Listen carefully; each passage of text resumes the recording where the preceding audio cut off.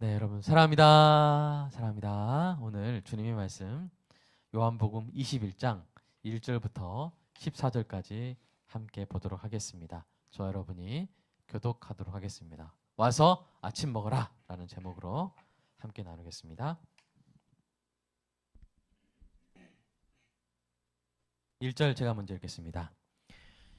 그 후에 예수께서 디베랴 호수에서 또 제자들에게 자기를 나타내셨으니 나타내신 일은 이러하니라.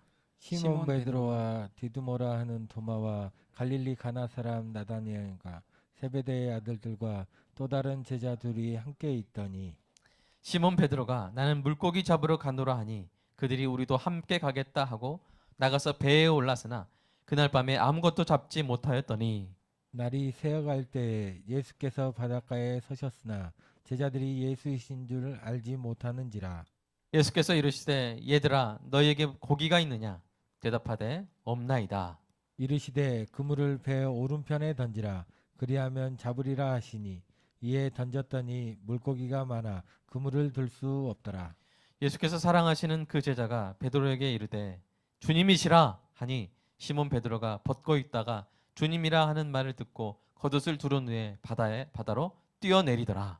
다른 제자들은 육지에서 거리가 불과 한 50칸쯤 되므로 작은 배를 타고 물고기 든 그물을 끌고 와서 육지에 올라보니 숯불이 있는데 그 위에 생선이 놓였고 떡도 있더라. 예수께서 이르시되 지금 잡은 생선을 좀 가져오라 하시니 시몬 베드로가 올라가서 그물을 육지에 끌어올리니 가득히 찬 큰 물고기가 153마리라. 이같이 많으나 그물이 찢어지지 아니하였더라. 예수께서 이르시되 와서 조반을 먹으라 하시니 제자들이 주님이신 줄 아는 거로 당신이 누구냐 감히 묻는 자가 없더라. 예수께서 가셔서 떡을 가져다가 그들에게 주시고 생선도 그와 같이 하시니라. 이것은 예수께서 죽은 자 가운데서 살아나신 후에 세 번째로 제자들에게 나타나신 것이라. 아멘. 아멘. 여러분, 갑자기 장소가 바뀌었죠. 예루살렘에 있었던 제자들이 어느새 디베랴 호수, 티베리아 호수인데요. 그것이 바로 우리가 잘 아는 이 갈릴리 바다와 같은 곳입니다. 같은 곳이에요. 이름만 여러 가지 있죠. 자, 그들은 왜 이곳에 있을까요? 그 살기등등한 유대인들이 있는 예루살렘이 더 있기가 무서워서 이렇게 옮긴 것일까요? 아니면 주님을 만나기 전의 삶으로 돌아가려고 그랬을까요? 그 이유를 알 수 있는 구절이 있습니다. 우리 함께 마태복음 28장 10절을 읽어보겠습니다. 시작. 이에 예수께서 이르시되 무서워하지 말라. 가서 내 형제들에게 갈릴리로 가라 하라. 거기서 나를 보리라 하시니라. 아멘. 예수님이 말씀하셨어요. 뭐라고요? 갈릴리로 가라. 거기서 날 볼 거야. 라고 이미 말씀하셨기 때문에 그 말씀을 따라 제자들이 갈릴리에서 예수님을 기다리고 있었던 것입니다. 7명의 제자들이 함께 모여 있었습니다. 그들이 흩어져 있지 않고 모여 있었다는 사실 자체가 그들이 주님의 말씀에 순종하고 있었음을 보여줍니다. 그들이 모여서 예수님을 기다리고 있는 거예요. 근데 이 기다림 어떤 기다림입니까? 정해진 시간이 없는 기다림이에요. 그때 핸드폰 있겠어요? 뭐가 있겠어요? 언제 오실지 모르는 주님을 무작정 기다리고 있었습니다. 여러분, 누군가를 기다리는 방식 중에 가장 힘든 방식이 무엇입니까? 아무것도 안 하고 그냥 기다리는 거죠. 언제 올지 모르는데 기다리는 거예요. 여러분, 아무것도 안 하고 기다리는 그 일을 가장 못 견딜 것 같다 하는 제자 있습니까? 누굽니까? 바로 베드로죠. 베드로는 그런 걸 잘 참지 못해요. 그가 말합니다. 나는 물고기 잡으러 가노라. 그랬더니 다른 제자들도 우리도 함께 가겠다라고 따라 나선 거예요. 베드로, 도마, 나다나엘, 야고보, 요한, 그리고 이름을 밝히지 않은 두 제자까지 7명의 어부벤져스가 모였습니다.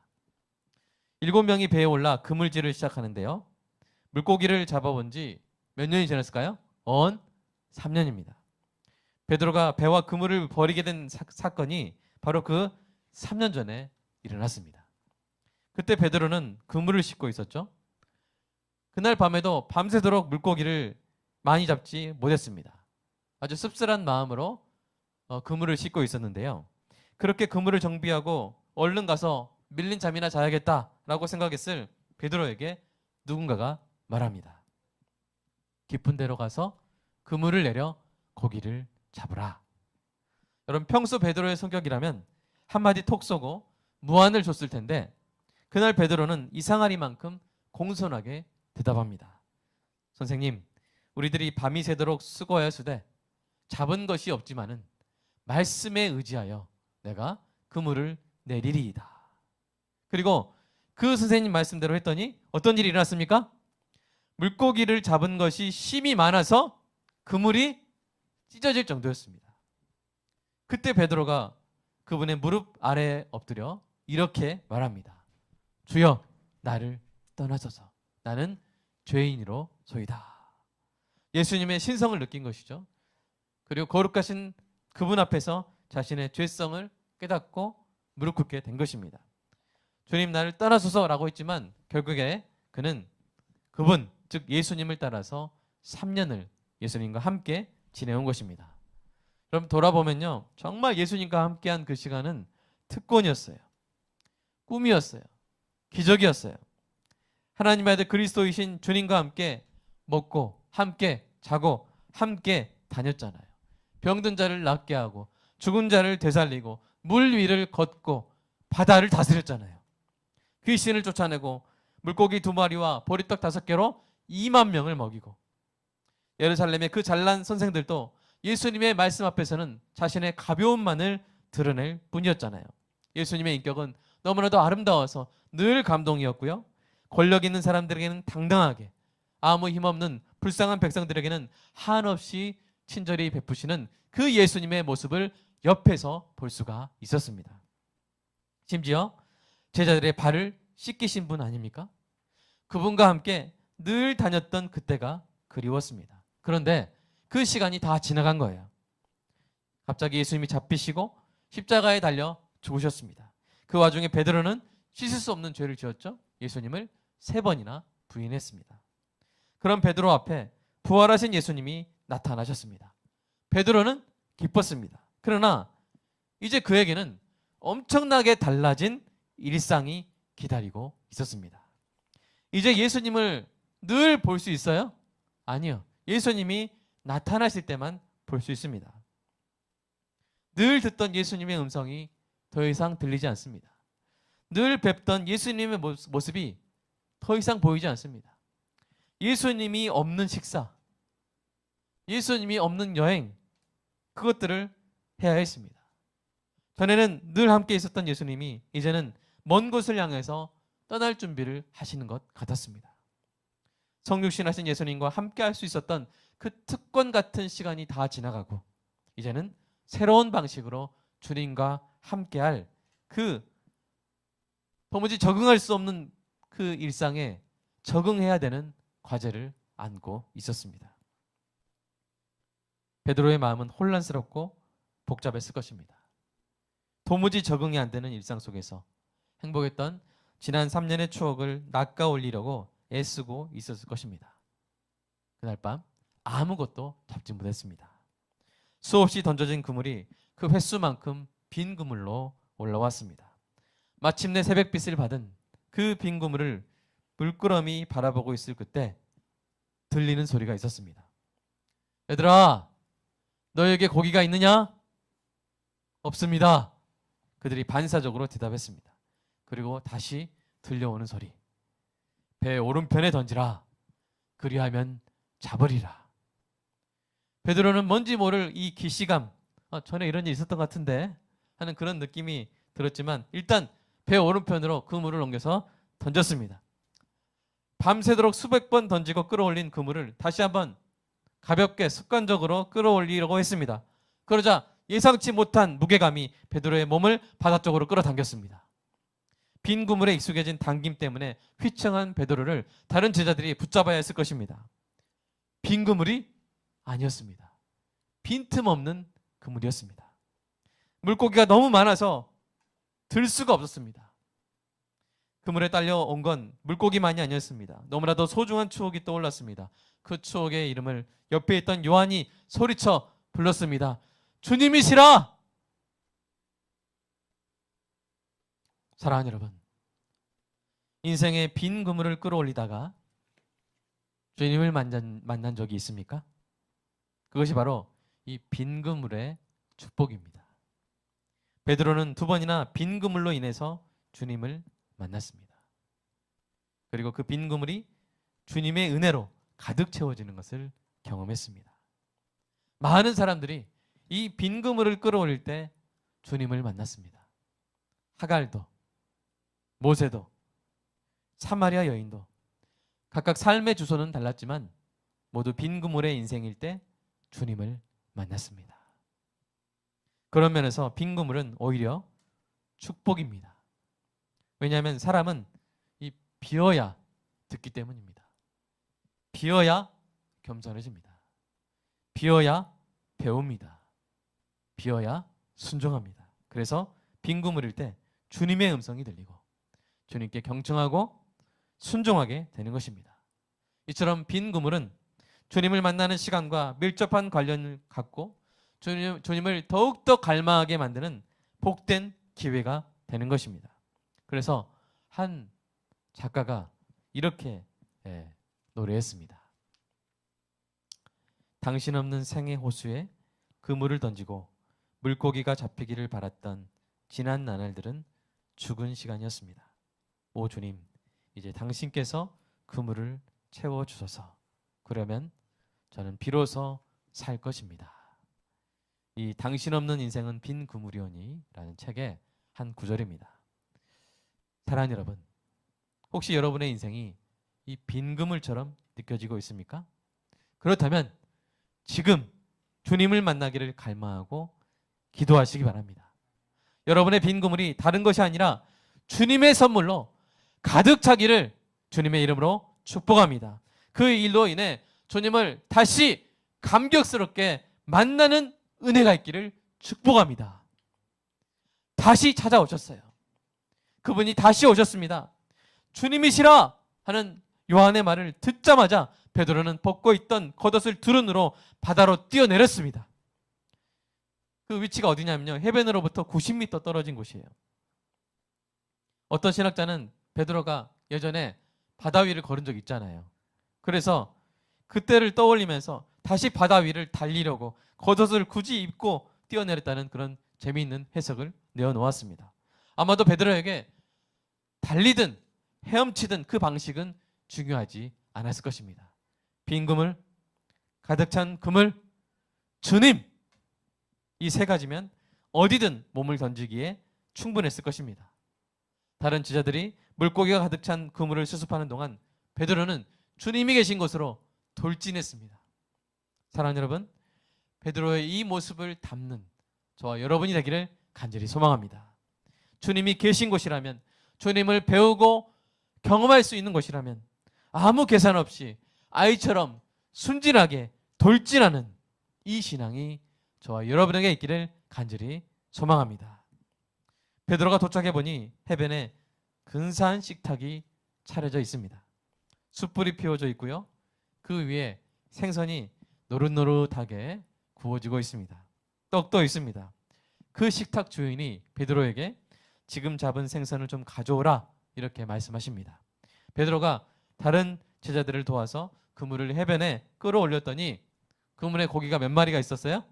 153마리가 있었어요. 여러분, 왜 153마리였을까요? 많은 신학자들을 행복한 고민에 빠뜨렸던 숫자입니다. 여러분, 서울광역교회 개척교회 중에는 아직 150번대가 아닌데도 본인이 저 개척할 때 2번으로 하겠습니다 하고 막 선점한 분이 있어요. 몇 번을 선점했을까요? 153번째 개척교회. 아쉽게도 우리 교회는 몇 번째입니까? 151번째입니다. 네. 왜, 저는 궁금해요. 왜 153마리였을까? 또 어떤 신학자는 그런 추측을 합니다. 그 갈릴리 바다에 어종이 153가지였다고. 그래서 한 마리씩 잡아서 열방의 모든 민족들 가운데 복음이 전파될 것을 상징적으로 보여줬다. 이렇게 해석하는 분도 있지만 나중에 그 156마리로 6가지 종으로 밝혀져 가지고 좀 유야무야됐던 그런 해석이죠. 섣불리 해석할 수 없습니다. 그러나 언젠가 우리가 천국에 가서 사도 요한에게 물어보면 알 수 있지 않을까 그런 생각이 듭니다. 이 베드로와 이 제자들이 그물을 끌어올리고 물고기를 세워보았을 때 너무나 따뜻한 말씀이 들렸어요. 우리가 보통 하는 말로 바꿔보면 와서 아침 먹어라. 와서 아침 먹어라. 글쎄요, 이 아침잠 많은 분들은 이 소리가 그렇게 달콤하게 들리지는 않을 수 있지만요, 밤새도록 그물질하고 허탕친 이 어부들에게 이 소리는 너무나도 반가운 소리였을 것입니다. 예수님이 아침상을 차려주셨습니다. 밤새도록 수고한 제자들에게 떡을 가져다 주시고요, 잘 익은 생선도 주시고요, 그 떡과 생선은 여러분 모두 예수님이 손수 준비하신 것이고 손수 요리한 것이었습니다. 여러분 여행하시다 보면, 우리 코로나19 퍼지기 전에 막 이제 여행하다 보면 이제 어떤 호텔 평점을 보면 뭐 많이 나오는 게 뭐예요? 조식이 참 맛있었다, 이런 게 많이 나오고, 또 그런 걸 되게 중요하신 분들이 많이 있죠. 여러분이 먹어봤던 조식 중에 이 최고의 조식은 어떤 조식이었습니까? 저는 기억나는 조식은 전에 성지 연수를 갔을 때 사해바다 옆에 있었던 호텔에서 먹었던 조식이 참 기억이 나는데, 그렇게 치즈를 여러 가지 갖다 놓고 채소를 다 썰어서, 이렇게 이스라엘은 채소가 귀한가 봐요. 네, 그래서 채소를 계속 썰어주는데 참 건강한 식사였던 그런 기억이 납니다. 그런데 저는 갈릴리 해변에서의 이 조식이야말로 인류 역사상 최고의 조식이라고 생각합니다. 오늘 본문에 나온 조식. 왜 그럴까요? 셰프가 우주 최고예요. 우주 최고의 셰프, 우리 주님께서 차려주신 아침 식사이기 때문입니다. 여러분, 제자들이 이런 아침 식사를 받을 만한 자격이 있었습니까? 여러분, 주님이 잡히시던 그 저녁에 주님은 제자들과 함께 저녁 만찬을 하셨어요. 저녁을 잡수시다가 어떤 일을 하셨습니까? 일어나서 겉옷을 벗고 수건을 가져다 허리에 두르셨어요. 그리고 대야에 물을 떠서 제자들의 발을 씻으시고 그 두르신 수건으로 닦아주셨어요. 정말 풀서비스 아닙니까? 그런데 제자들이 이 지극한 섬김에 어떻게 보답했습니까? 그날 밤 잡혀간 주님을 팔거나 버리거나 부인했습니다. 그들은 결코 예수님의 상차림을 받을 만한 자격이 없었습니다. 그럼에도 부활하신 예수님이 그들에게 따뜻한 아침상을 차려주신 것입니다. 이게 얼마나 큰 은혜입니까? 그런데 우리가 삼위 하나님을 잘 알면요, 바로 이것이 하나님께서 늘 우리를 위해서 해오신 일임을 알 수가 있어요. 여러분, 인류 최초의 식사가 누구의 식사입니까? 아담의 식사겠죠? 그 아담의 식사를 누가 준비하셨어요? 하나님이 준비하셨잖아요. 자연식으로. 유기농이라 해도 될까요? 이렇게 에덴 동산에 풍성한 먹거리로 준비하셨잖아요. 신선하게. 여러분, 나 이제 죽고 싶다고 이 로뎀나무 그늘에 누워버린 엘리야의 식사를 누가 준비하셨습니까? 어떤 분은 까마귀가 준비했다고 하는데, 까마귀는 하나님의 웨이터고요. 누가 준비하셨어요? 하나님이 준비하셨잖아요. 다윗도 시편 23편에서 부족함 없으신 목자 되신 주님께서 자신에게 상을 차려주셨다고. 그래서 뭐라고 고백합니까? 내 잔이 넘치나이다, 이렇게 고백하지 않았습니까? 사랑하는 여러분, 상을 차려주시는 주님의 선하심을 늘 맛보아 아는 은혜가 있기를 주님의 이름으로 축복합니다. 여러분, 우리에게 늘 은혜의 상을 베푸시는 주님께 우리가 보답하는 방법이 있어요. 그것은 무엇입니까? 더 받는 것입니다. 주님의 사랑에 합당한 반응이자 보답은 그 주님의 사랑을 더 받는 것입니다. 받고 더 받고 더 갈구하는 것입니다. 우리가 주님을 위해 뭔가를 하는 것 같아도요, 그 모든 것이 다 받는 것입니다. 우리가 드리는 헌금도 원래 주님이 주신 거잖아요. 그러니까 주님의 것으로 주님께 드리는 것이, 마치 우리가 옛날에 부모님 생일 때 돈 없을 때 부모님이 돈 줘가지고 내 선물 사와라, 이렇게 생일 선물 사와라 이렇게 한 것처럼 다 주님의 것입니다. 우리가 주님께 드릴 수 있는 게 없어요. 다 주님의 것으로 주님께 드리면서 그 사랑을 받고 그 칭찬을 받고 그 영광을 받는 것입니다.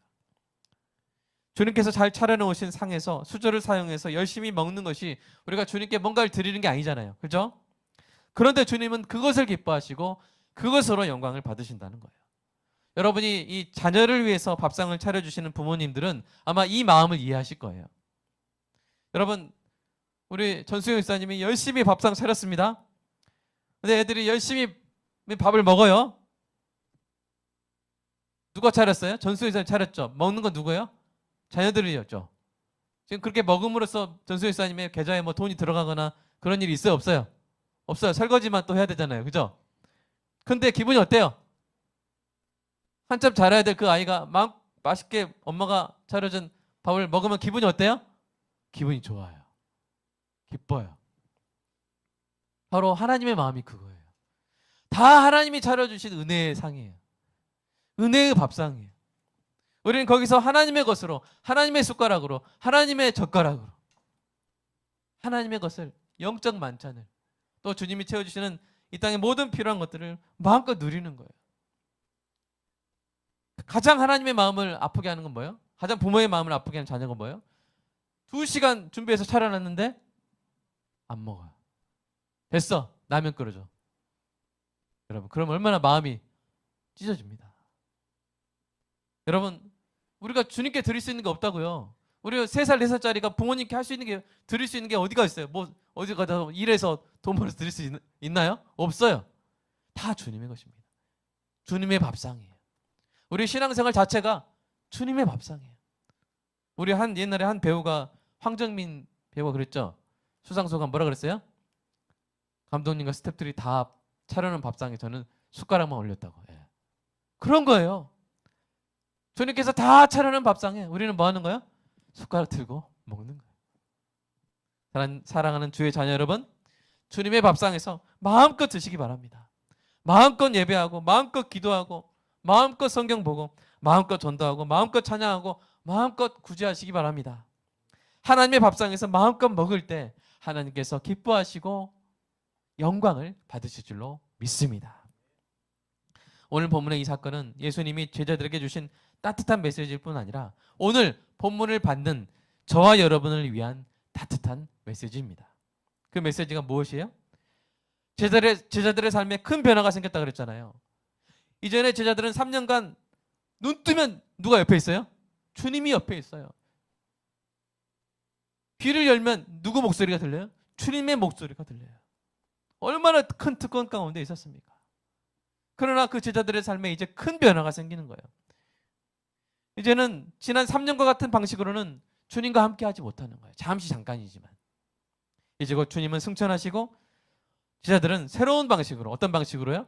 성령님의 임재를 통해서 주님과 함께하는 법을 배워야 했던 거예요. 마치 어린아이가, 이 태아가 뱃속에서는 어떻게 호흡해요? 태아는 호흡 안 하죠. 그냥 피가 엄마랑 왔다 갔다 하면서 호흡을 누가 해요? 엄마가 호흡하고 그냥 탯줄만 연결됐으면 되죠. 또 양수 안에서.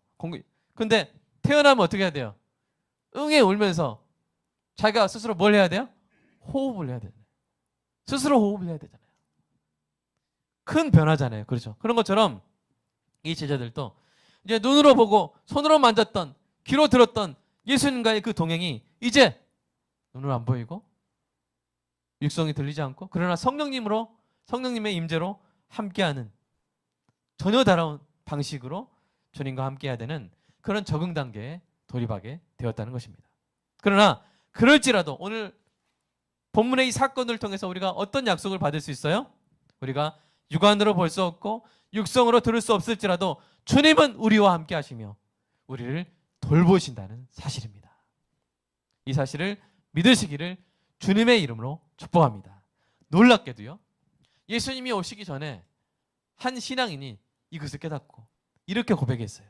자, 우리 함께 힘차게 한번 읽어볼까요? 시작. 내가 앞으로 가도 그가 아니 계시고 뒤로 가도 보이지 아니하며 그가 왼쪽에서 일하시나 내가 만날 수 없고 그가 오른쪽으로 돌이키시나 배울 수 없구나.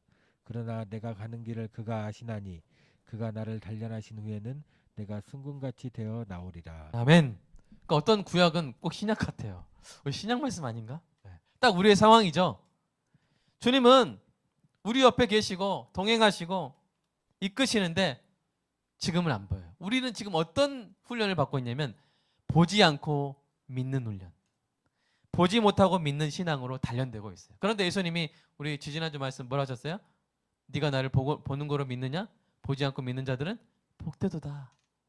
그것을 우리는 단련되고 있어요. 순금같이 성화되고 있어요. 이 길을, 우리가 가는 이 길을 주님께서 뭐 하신다고요? 아신다고요. 그러나 내가 가는 길을 그가 아시나니.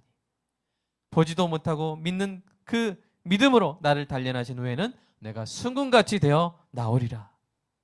신약의 고백이 아닙니까? 이거는 놀랍습니다. 주님은 이러한 저와 여러분을 결코 떠나지 않고 풍성한 식탁을 차려주십니다. 그리고 초대하십니다. 늘 초대하십니다. 예수님의 초대들을 한번 읽어볼까요? 자, 시작. 와서 보라. 세례요한의 투지자들에게 이렇게 말씀하셨고요. 마태복음 11장 말씀 읽어보겠습니다. 시작. 수고하고 무거운 짐진 자들아 다 내게로 오라. 내가 너희를 쉬게 하리라. 나는 마음이 온유하고 겸손하니 나의 멍에를 메고 내게 배우라. 그리하면 너희 마음이 쉼을 얻으리니 이는 내 멍에는 쉽고 내 짐은 가벼움이라 하시니라. 아멘. 오늘 본문 시작. 와서 조반을 먹으라. 계시록 말씀 읽어보겠습니다. 시작. 오라 하시는도다. 듣는 자도 오라 할 것이요 목마른 자도 올 것이요 또 원하는 자는 값없이 생명수를 받으라. 하나님이 하시는 일이 이거예요. 그러니까 엄마들이 하는 일과 비슷해요. 요새는 삼시세끼 다 또 하잖아요. 네. 얼마나 힘들어요. 다 차려놓고 늘 뭐야? 밥 먹어라. 그러면 이제 방에 이렇게 처박혀 있던 애들한테 잘 들려요, 안 들려요? 그러니까 가서 방문 야 밥 먹어 막 이렇게 하면서 늘 그러잖아요. 하나님이 그렇게 하시는 거예요. 은혜의 상을 차려놓고 와라, 와서 보라, 내게로 오라, 내게 배우라, 와서 먹어라, 오라, 값없이 생명수를 받으라 라고 초대하시는 거예요. 이 초대장이 여러분에게 도착했습니까? 그렇다면 여러분은 가장 행복한 사람입니다. 주님의 식탁으로 달려가시기 바랍니다. 그곳에 체험이 있습니다. 그곳에 배움이 있습니다. 그곳에 안식이 있습니다. 그곳에 기쁨이 있습니다. 그곳에 생명이 있습니다. 그리고요, 그 안에서 영광의 그날에 한 번 더 여러분이 초청받을 거예요. 여러분이 한 번 더 초청받을 것인데 그 초청을 한번 우리가 함께 읽어보겠습니다. 시작. 내 아버지께 복받을 자들이여 나와 창세로부터 너희를 위하여 예비된 나라를 상속받으라. 아멘. 그러니까 이 땅에서 계속 초청받아서 하나님의 은혜의 밥상에서 막 먹고 하다가 마지막 우리가 개인적으로 죽어서 부활했을 때, 또 주님이 재림하셨을 때 마지막 우리가 초청을 받는데 뭐예요? 창세로부터 저와 여러분을 위해서 예비된 나라를 상속받으라고. 그 놀라운 초청을 저와 여러분이 받게 될 줄로 믿습니다. 이 소망과 이 믿음으로 주님의 아침 식사에 늘 참여하시기를 주님의 이름으로 축복합니다. 여러분, 코로나19 때문에 잘 모이지 못해서 우리의 신앙생활이 빈 그물처럼 느껴질 때 주님을 더욱더 뜨겁게 만나고 주님을 차려주시는 아침 식사로 영적 만족을 풍성히 누리는 은혜가 있기를 주님의 이름으로 축복합니다. 이 시간 함께 기도하면 좋겠습니다. 여러분, 영적으로도 풍족한 만족을 누리시고요. 그 다음에 여러분, 주님께서 필요한 모든 것, 정신적인 지원, 물질적인 지원 주님께서 풍성히 채워주시기를 사도 바울의 축복으로 여러분 축복합니다. 나의 하나님이 그리스도 예수 안에서 영광 가운데 그 풍성한 대로 너희 모든 쓸 것을 채우시리라. 아멘. 주님은 늘 차리시고 주님은 늘 초대하십니다. 그 초대에 우리가 받은 우리는 정말로 행복한 사람들이고 마지막 그날 최고의 초대를 우리가 받게 될 것입니다. 그날이 오기까지 이 땅에서 주님의 밥상 위에 숟가락을 얹어서 마음껏 누리는, 마음껏 체험받는 그런 삶을 살게 해달라고. 그리고 이 놀라운 초대에 사랑하는 우리 남편, 사랑하는 우리 자녀들, 사랑하는 우리 아내, 우리 부모님들이 초대받아서 그 초대에 응하여 함께 누리는 은혜가 있게 해달라고. 코로나19로 해서 결코 이 주님의 밥상이 초라해지지 아니하며 주님의 밥상에서 마음껏 더욱더 뜨겁게 주님을 만나는 은혜가 있게 해달라고 이 시간 함께 기도하겠습니다. 주님 감사합니다. 결코 그 밥상을 받을 만한 자격이 없었던 그 제자들에게 변함없는 사랑으로 나타나시고 그 빈 그물을 끌어당기고 있던 베드로에게 다시 나타나신 주님 사랑합니다.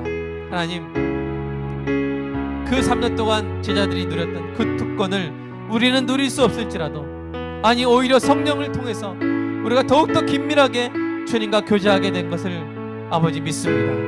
주님, 육안으로 보이지 않아도 주님은 계십니다.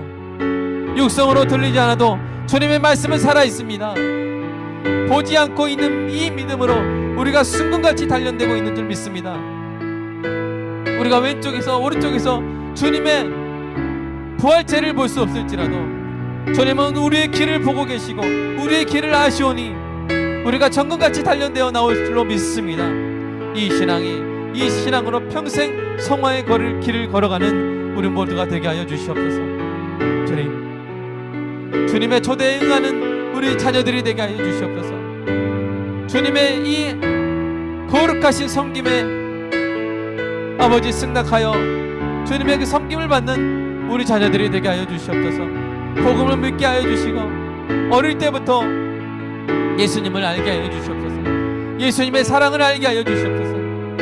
아침 먹으라고 부르시는 그 주님의 음성을 주님 듣게 하여 주시옵소서. 우리가 마음껏 모이지 못하고 있었지만 그러나 주님, 아침마다 주님의 밥상에서 맥혀인 성경을 통하여 주님의 그 따뜻한 성김을 받고 마음을 체험받고 영적으로 힘을 얻어 하루하루 살아갑니다. 주님, 결코 이 코로나19 이 고난의 시기에 우리의 믿음이 떨어지지 아니하게 하시고 더욱더 힘을 얻어서 그럼에도 불구하고 더 뜨거운 신앙으로 하나님의 밥상에서 마음껏 식사하는 주님 은혜가 있게 하여 주시옵소서.